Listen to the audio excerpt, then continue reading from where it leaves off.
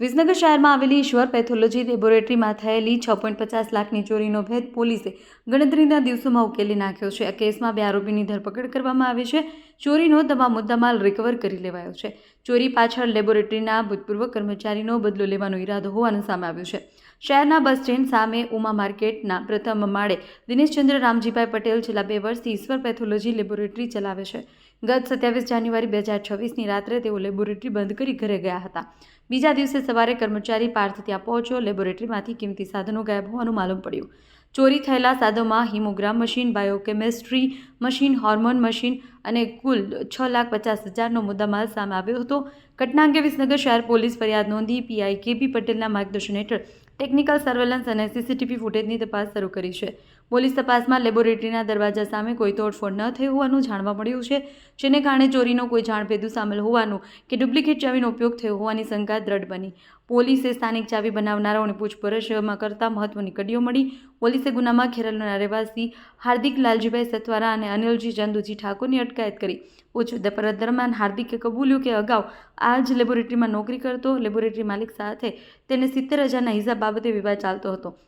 આર્થિક મંદુકનો બદલો લેવા તેણે ચોરીનું આયોજન કર્યું। હાર્દિકે તેના મિત્ર અને લેબોરેટરીના વર્તમાન કર્મચારી પાર્થ પાસેથી એક્ટિવાની ચાવી મેળવી। ચાવીના ઝુમખામાં લેબોરેટરીની ચાવી હતી, જેથી તેણે ડુપ્લિકેટ ચાવી બનાવી। સાથે ડુપ્લિકેટ ચાવીની મદદથી તેણે રાત્રિના સમયે આરામથી લેબોરેટરી ખોલી મૂંગા મશીનોની ચોરી કરી। પોલીસે હાલ તમામ ચોરી થયેલા મશીનો જપ્ત કરી છે અને બંને આરોપીઓને કોર્ટમાં રજૂ કરવાની કાર્યવાહી હાથ ધરી।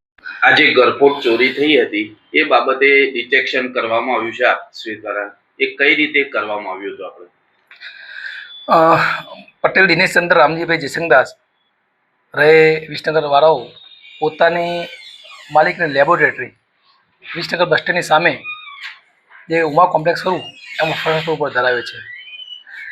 તો તારીખ 27/1/2026 અને તારીખ 28/1/2026ના રાત્રિના 8 થી સવારના 8 દરમિયાન ચોરી થયેલ।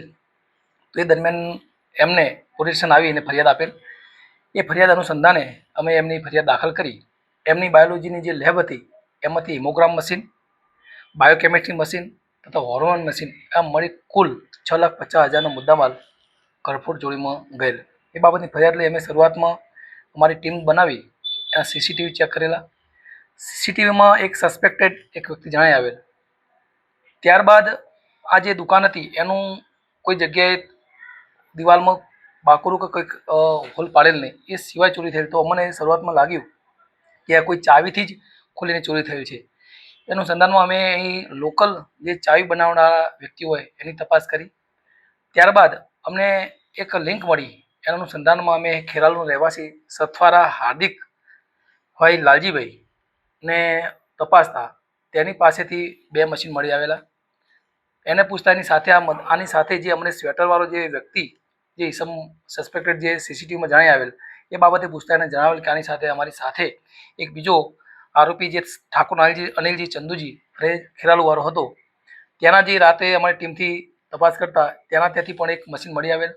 આમ કુલ 3 મશીન એ બંને આરોપીને હસ્તગત કરી વિધિવત રીતે અટક કરી એમની પાસેથી કબજે મેળવેલ છે। આરોપીને અટક કરેલા અને આજે નામદાર કોર્ટમાં રજૂ કરી અને એમને રિમાન્ડ માંગવામાં આવશે। આ ઘટનામાં કોઈ અન્ય આરોપીઓની સંડોવણી?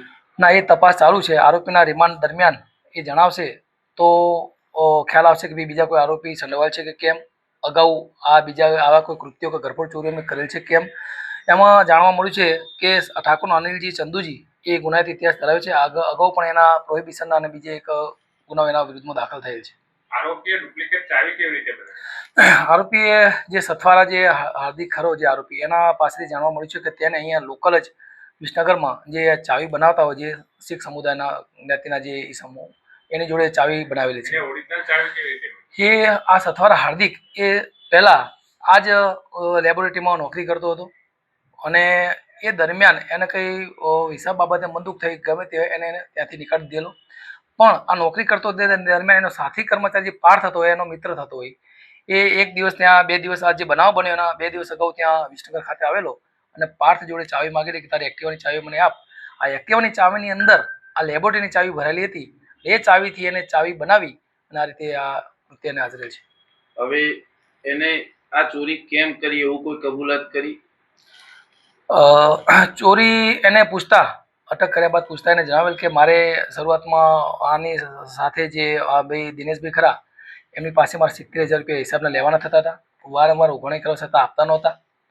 એટલે પછી અને કંટાળીને મેં આ કૃત્ય કર્યું છે એવું એને જણાવેલ છે તપાસમાં.